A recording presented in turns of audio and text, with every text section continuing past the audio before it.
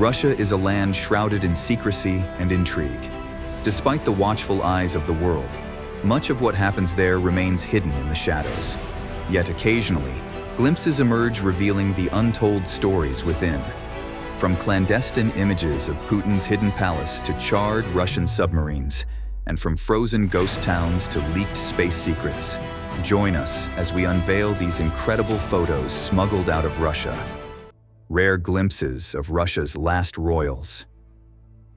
In the twilight of Imperial Russia, a series of intimate photographs captured the final days of a dynasty. These rare images of Tsar Nicholas II and his children offer a poignant glimpse into the private world of Russia's last royal family, mere moments before the 1918 revolution that would seal their fate and alter the course of history. Smuggled out of Russia by a close family friend, Anna Virubova, these candid snapshots reveal a side of the Romanovs rarely seen by the public. From carefree moments on their imperial yacht to leisurely hikes in the Crimean countryside, these images paint a picture of a loving family, unaware of the dark fate that awaited them. One particularly poignant photograph shows the Tsar himself, Nicholas II, wading in the waters of Finland with his young son, Alexei, who suffered from hemophilia. Another captures Empress Alexandra, surrounded by her 4 daughters, the Grand Duchesses Olga, Tatiana, Maria, and Anastasia, their faces radiating with the innocence and beauty that would later inspire countless legends and myths. But perhaps the most haunting aspect of these photographs is the knowledge of what happened to the Romanovs just a year after they were taken. In July 1918, Bolshevik troops brutally executed the entire family, bringing an abrupt and tragic end to a 300-year-old dynasty that had ruled Russia with absolute power. Extent of Ukrainian attack on Russian Navy. Leaked photos from the occupied Crimean port of Sevastopol reveal a scene of devastation. A charred Russian diesel submarine and a heavily damaged landing ship. These smuggled images from the secretive naval base have ignited speculation and cast doubt on Russia's attempts to downplay a Ukrainian attack. The images, which first surfaced on social media before being picked up by Western news outlets, show the once mighty submarine, Rostov-on-Don, reduced to a smoldering hulk, its hull breached and its interior ravaged by fire. Nearby, the landing ship Minsk lists heavily to one side, its deck scorched and pitted with holes from what appears to have been a devastating barrage of missiles or artillery fire. According to Ukrainian officials, the attack was carried out by elite special forces units armed with Western-supplied weapons, who infiltrated the heavily guarded port under cover of darkness and launched a daring raid on the unsuspecting Russian vessels. The operation, they claim, dealt a severe blow to Russia's naval capabilities in the Black Sea and exposed the vulnerability of its much-vaunted fleet. But the Russian Defense Ministry tells a different story.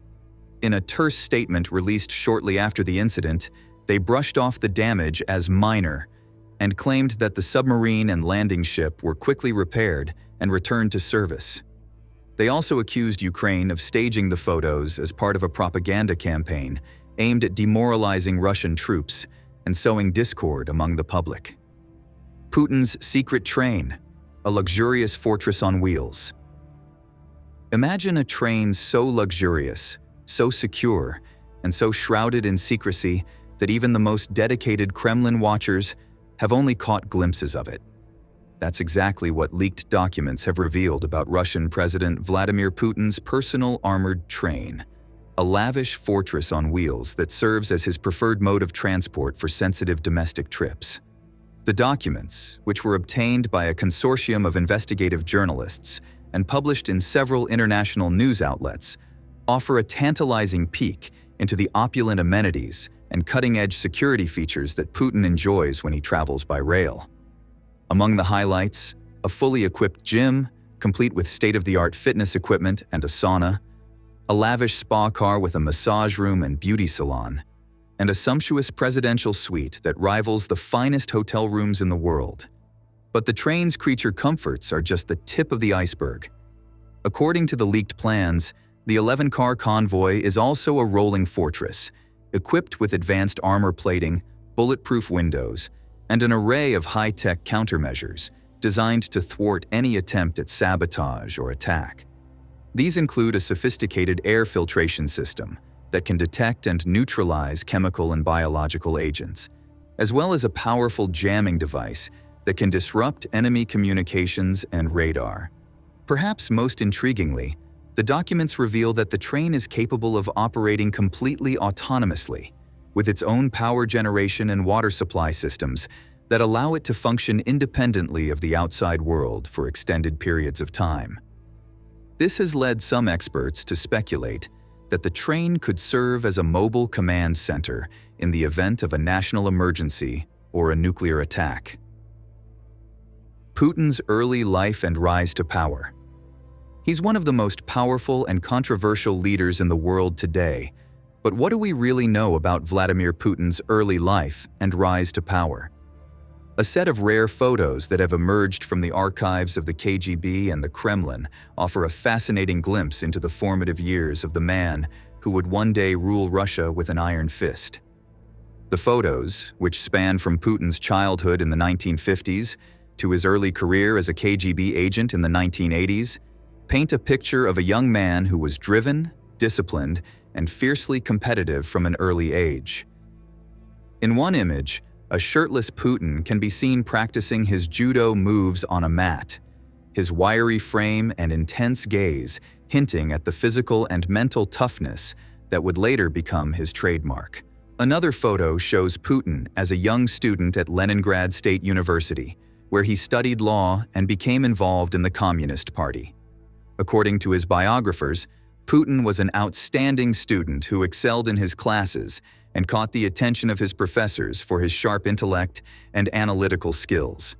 Perhaps the most revealing photo of all, however, is a candid shot of Putin taken at a party in the early 1990s, just as the Soviet Union was collapsing and a new era of Russian politics was beginning.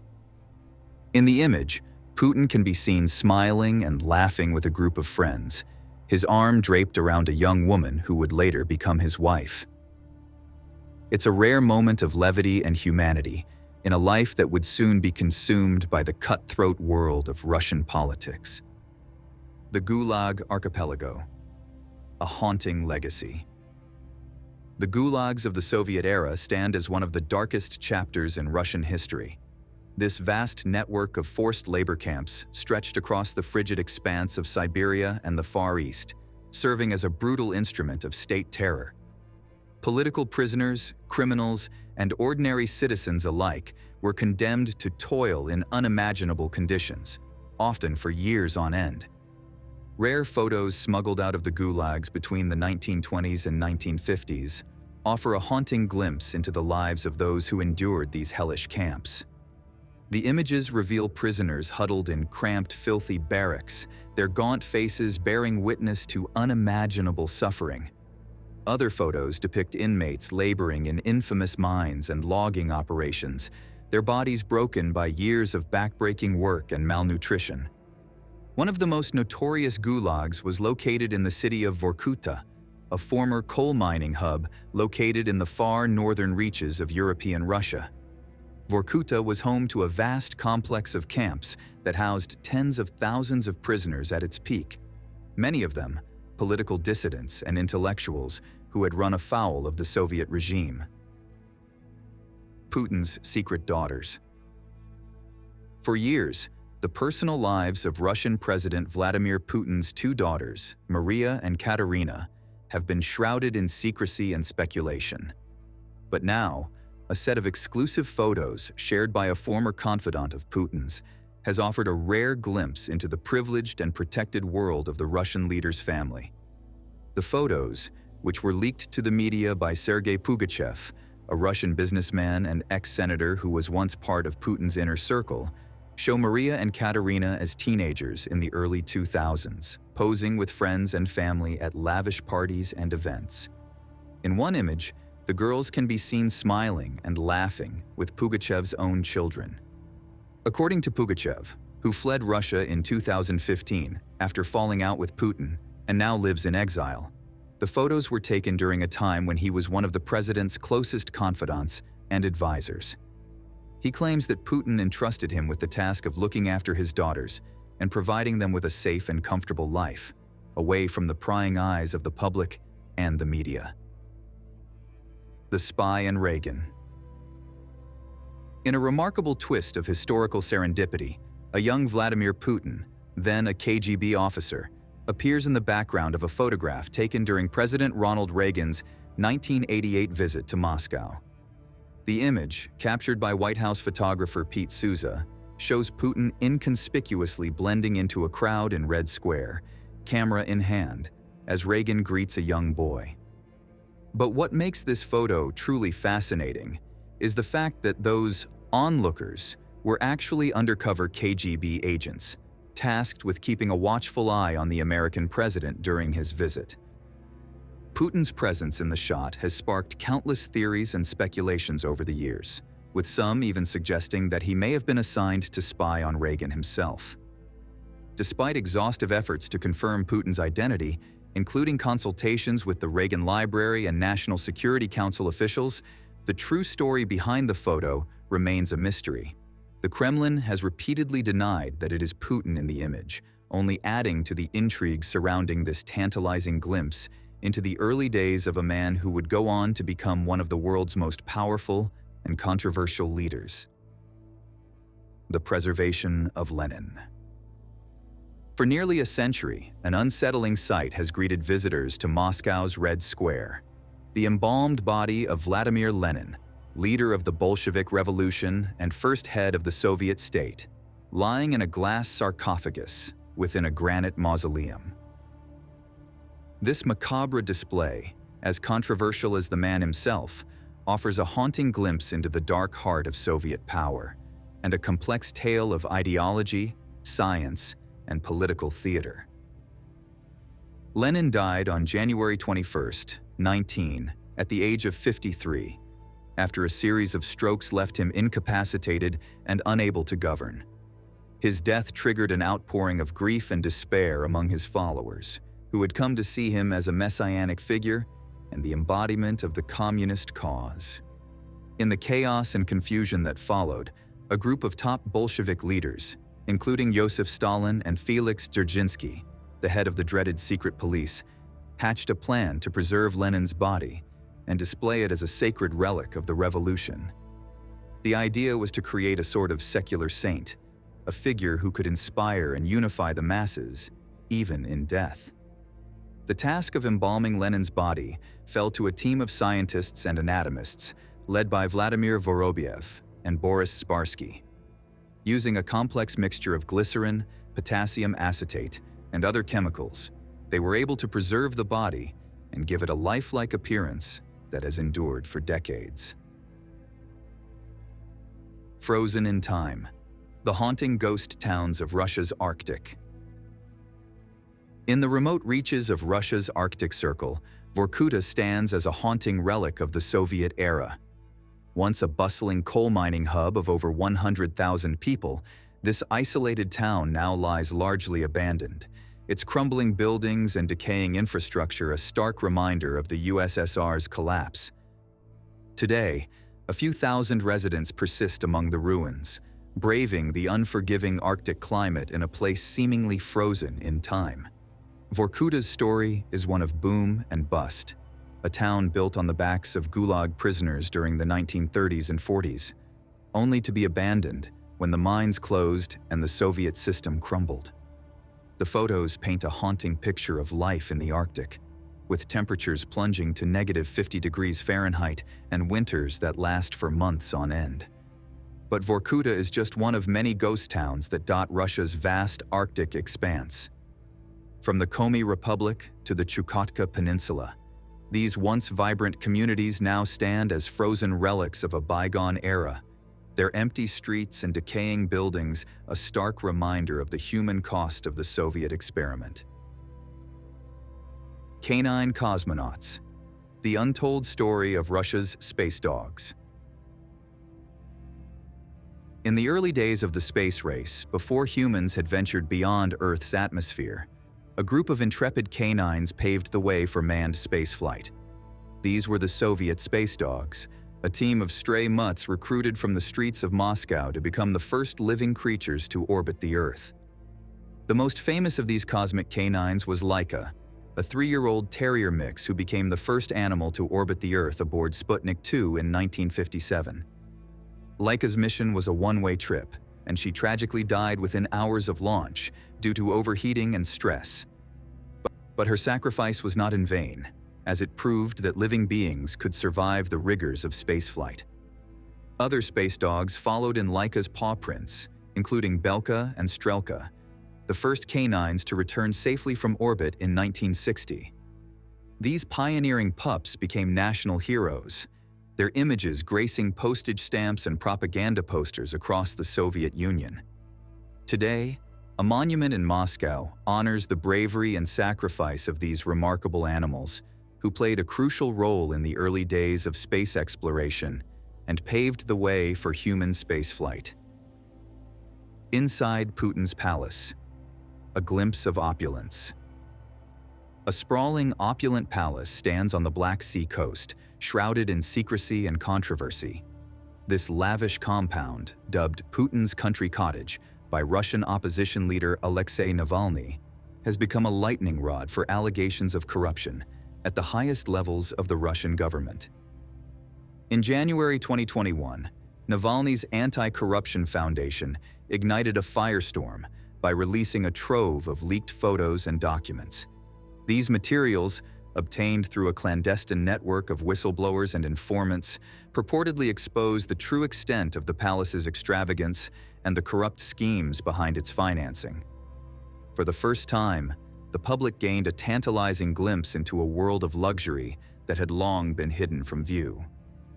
The images reveal a staggering level of opulence, with golden fixtures, marble floors, and ornate furnishings that would not look out of place in a European castle. The palace allegedly boasts a private theater, a casino, an underground ice hockey rink, and even an aqua disco, a nightclub with a dance floor that converts into a swimming pool. But the true significance of the palace lies in the allegations of corruption and cronyism that surround its construction. Navalny's team claims that the palace was built using a complex web of shell companies and offshore accounts, with funds diverted from state-owned enterprises and other sources. The Kremlin has vehemently denied any connection to the palace, with Putin himself dismissing the allegations as nonsense. But for many Russians, the palace has become a potent symbol of the vast wealth and power that the ruling elite have accumulated at the expense of ordinary citizens. The most radioactive place on Earth. Deep in the Ural Mountains of Western Russia, a few hundred miles from the city of Chelyabinsk, lies a place so contaminated by nuclear waste that it has been called the most polluted spot on the planet. This is Lake Karachay, a small body of water that served as a dumping ground for the nearby Mayak Production Association, a secretive nuclear facility that produced plutonium for the Soviet Union's atomic weapons program. For decades, the Mayak facility poured a staggering amount of radioactive waste into Lake Karachay, transforming it into a toxic swamp with radiation levels so high that just standing on its shores for an hour could be fatal. Nearby villages were evacuated and abandoned, their residents forced to flee the deadly contamination that had seeped into the soil and water. Photos of Lake Karachay, taken by journalists and environmental activists who have risked their lives to document the extent of the contamination, reveal a bleak and desolate landscape, devoid of life and shrouded in an eerie, otherworldly haze. Inside the closed city, Zarechny's nuclear secrets. Deep in the heart of Russia's Ural Mountains lies a city that does not appear on any maps, a place where the normal rules of society do not apply. This is Zarechny, one of Russia's last remaining closed cities, a relic of the Soviet era where access is strictly controlled and the city's very existence is a closely guarded secret. Rare photos smuggled out of Zarechny offer a tantalizing glimpse into life inside this mysterious enclave. The images show a city that appears frozen in time, with Soviet-era architecture and propaganda posters lining the streets. But beneath the surface, Zarechny is a city with a dark and secretive past, one that is inextricably linked to Russia's nuclear weapons program. For decades, Zarechny was known only as Penza 19, a code name that reflected its status as a closed city. The city was home to a top-secret nuclear research facility where scientists and engineers worked to develop and test new weapons designs. Access to the city was tightly controlled, with residents required to carry special permits and outsiders barred from entering without permission. But in the years since the fall of the Soviet Union, Zarechny has begun to open up to the outside world, albeit slowly and cautiously. The city is now home to a thriving community of scientists and researchers, many of whom work at the nearby Rosatom nuclear power plant. The hunt for the missing Faberge eggs. The Faberge eggs are among the most exquisite and coveted treasures in the world, masterpieces of craftsmanship and artistry created by the House of Faberge for the Russian imperial family in the late 19th and early 20th centuries. But the story of these priceless artifacts is one of mystery, intrigue, and the enduring allure of lost treasures. Of the 50 imperial eggs created for the Romanov dynasty, only 43 have survived to the present day. The rest vanished in the chaos of the Russian Revolution, their whereabouts unknown for decades. But in recent years, a handful of these missing masterpieces have resurfaced, sparking a global hunt for the remaining lost eggs. In 2014, a scrap metal dealer in the American Midwest stumbled upon a golden egg at a flea market, purchased for a mere $14,000. It turned out to be the long-lost third imperial egg, valued at over $30 million. The egg, which features a Vacheron Constantin watch and is adorned with gold, diamonds, and sapphires, had been missing since 1922. The discovery of the third imperial egg has reignited interest in the missing Faberge treasures, with collectors and enthusiasts scouring the globe for clues to their whereabouts. Some believe that the remaining eggs may be hidden in private collections or in museums, their true identities unknown. Others speculate that they may have been destroyed or lost forever in the tumult of war and revolution. The imprisoned American, Paul Whelan's Russian ordeal. The story of Paul Whelan, a former U.S. Marine held in a Russian prison on espionage charges, is a chilling tale of international intrigue and the human cost of geopolitical tensions. Whelan, who was arrested in Moscow in December 2018 and sentenced to 16 years in a Russian labor camp, has become a pawn in the complex web of U.S.-Russia relations. Rare photos smuggled out of the remote penal colony where Whelan is being held offer a glimpse into his daily life and the harsh conditions he endures. The images show Whelan looking gaunt and haunted as he meets with his lawyers and family members through a glass partition. Other photos depict the cramped, squalid conditions of his cell, with peeling paint and barred windows. Whelan, who holds citizenship in the US, Canada, Ireland, and the UK, has vehemently denied the charges against him, insisting that he was set up by Russian intelligence agents. His family and supporters have waged a tireless campaign for his release, arguing that he is a victim of hostage diplomacy and calling on the US government to secure his freedom. But Whelan's case has become a complex and contentious issue in US-Russia relations, with both sides accusing the other of using him as a political pawn. Some experts believe that Whelan may have been targeted by Russian authorities in retaliation for the arrest of Maria Butina, a Russian gun rights activist who pleaded guilty to acting as an unregistered foreign agent in the US. Soviet space secrets. During the height of the Cold War, the Soviet Union and the United States were locked in a fierce battle for supremacy in space. But while the American space program was relatively open and transparent, the Soviets operated in a world of secrecy and subterfuge, their technological achievements often hidden from view. That is, until a series of photos smuggled out of Russia in the late 1950s and early 1960s pulled back the curtain on the USSR's early successes in space exploration.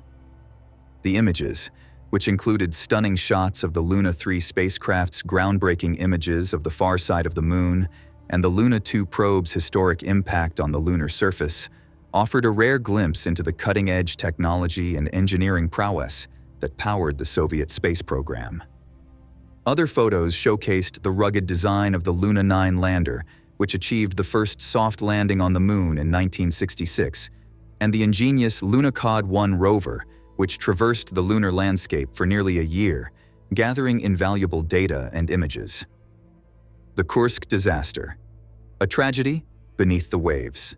On August 12, 2000, the calm waters of the Barents Sea belied a tragedy unfolding in its depths.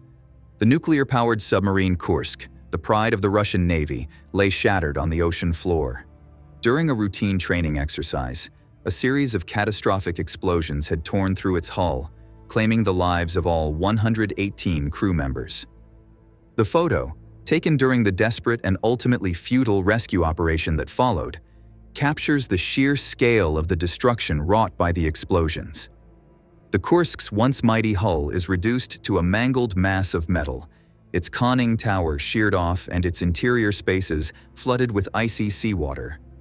In the days and weeks that followed, the Russian government faced intense criticism for its slow and ineffective response to the disaster, with many accusing officials of downplaying the severity of the situation and failing to accept international offers of assistance. The tragedy of the Kursk remains a painful reminder of the human cost of military accidents and the importance of transparency and accountability in the face of disaster. Russian Orthodox icons, a sacred tradition, blending art and faith. For centuries, Russian Orthodox icons have been revered as sacred objects of faith and devotion, their vivid colors and intricate designs evoking a sense of the divine in the hearts of believers. But these icons are more than just religious artifacts. They are also masterpieces of art and craftsmanship, blending Byzantine, Slavic, and folk traditions into a unique and enduring style that has come to define Russian spiritual culture. The history of Russian Orthodox icons dates back to the 10th century, when Prince Vladimir the Great embraced Christianity and introduced the Byzantine style of icon painting to his kingdom. Over time, this style evolved and adapted to local tastes and traditions, incorporating elements of Slavic folk art and mythology into the sacred images. One of the most famous examples of this blending of styles is the icon of the Old Testament Trinity, painted by the 15th century master Andrei Rublev. The icon depicts the three angels who visited Abraham in the guise of travelers, and its graceful lines, luminous colors, and serene expressions have made it an enduring symbol of Russian spirituality. But icons were not just objects of artistic beauty. They were also believed to possess miraculous powers and to serve as conduits between the earthly and the divine. Many icons were associated with specific saints or religious figures and were believed to offer protection, healing, or guidance to those who venerated them. One such icon is the Virgin of Vladimir, which is said to have been painted by the Apostle Luke himself and brought to Russia in the 12th century. According to legend, the icon miraculously saved the city of Vladimir from a Mongol invasion in 1395, and it has been revered as a national treasure ever since. Other icons, such as the Kazan Mother of God and the Pochayev Mother of God, are associated with specific monasteries or holy sites and are believed to have performed countless miracles over the centuries. Pilgrims from all over Russia and beyond have flocked to these sites to pray before the icons and seek their intercession. Abandoned monuments of the Soviet era. Haunting remnants of a fallen empire loom across the landscape of the former Soviet Union and its satellite states. These abandoned monuments, colossal, otherworldly, and often crumbling, stand as silent witnesses to vanished ideals and faded glory. From Bulgaria's decaying Buzluja monument to the surreal spomenics of former Yugoslavia, each structure tells a story of ambition, ideology, and the inexorable march of time. The photos that have emerged of these monuments are as eerie as they are captivating, capturing the decay and desolation that have overtaken these once grand structures. The Buzludza Monument, a massive brutalist structure perched atop a remote mountain peak, now lies in ruins, its once gleaming dome shattered and its intricate mosaics faded and peeling. Similarly, the Spomenics, a series of abstract sculptures erected in the 1960s and 70s to commemorate the victims of fascism and celebrate the triumph of socialism, now stand alone and abandoned, their meaning largely forgotten by the generations that have come after. Thanks for watching, and we'll see you in the next one.